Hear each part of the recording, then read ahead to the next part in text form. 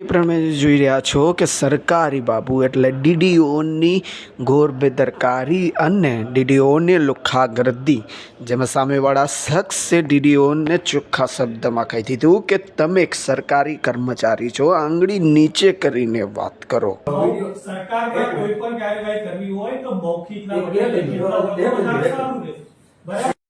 સરકારી ઓફિસમાં સાંભળવાનું ન આવે, સાંભળવામાં આવે આજે ના રજૂઆત સાંભળવામાં મૌખિક તમે બે ના પડે મૌખિક સાંભળશો કે નહીં સાંભળો? જ્યારે એક્શન લેવાના હોય સાહેબ હાથ નીચે રાખો મજા આવશે એમાં. હાથ નીચે રાખો. હા આંગળી વાળું નીચે રાખો. ઓર આંગળી કરે છે બધું દેખાય છે. બધું દેખાય છે. બરાબર. વાત એટલી છે મૌખિક રજૂઆત માર કરવી સાંભળશો કે નહીં સાંભળો? આવાજ થોડો ઓછો રાખો. મૌખિક રજૂઆત તમે શરૂઆત નહીં, તમે એવું કીધું ને કે આ શાક માર્કેટ નથી એટલે હું એવું કહું છું આખા જિલ્લાનું લૂંટાનારું કેન્દ્ર આ છે. આ તો જે ગરીબોને લૂંટનારું કેન્દ્ર છે.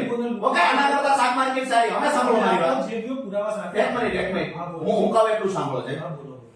અહીંયાથી તમે જે વાતો કરો છો હું તમે બે હામહામાં આક્ષેપનો કોઈ મતલબ હું નથી. આક્ષેપ કરતો જ નથી. ડેપ્યુટી ડીડીઓ તરીકે તમે અહીંયા બેઠા છો. હા. હું તમને મૌખિક રજૂઆત કરવા ફરિયાદ કરવા આવ્યો છું. બોલો. તો આ ફરિયાદ તમે લેશો કે નહીં?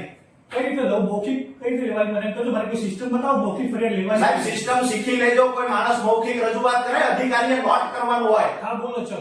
બરાબર છે? કઈ રીતે ડેપ્યુટી ડીડીઓ બન્યા છો? તમે સિસ્ટમને શીખવાડો છો. હા, વેરી ગુડ. મૌખિક રજૂઆત કોઈ માણસ એક મિનિટ મૌખિક રજૂઆત કોઈ માણસ કરે તો અધિકારીએ એને નોટ કરવાનું હોય છે. હા, બોલો. તમે નોટ કરાવો કોઈ પાસે? મૌખિક રજૂઆત કરે. હું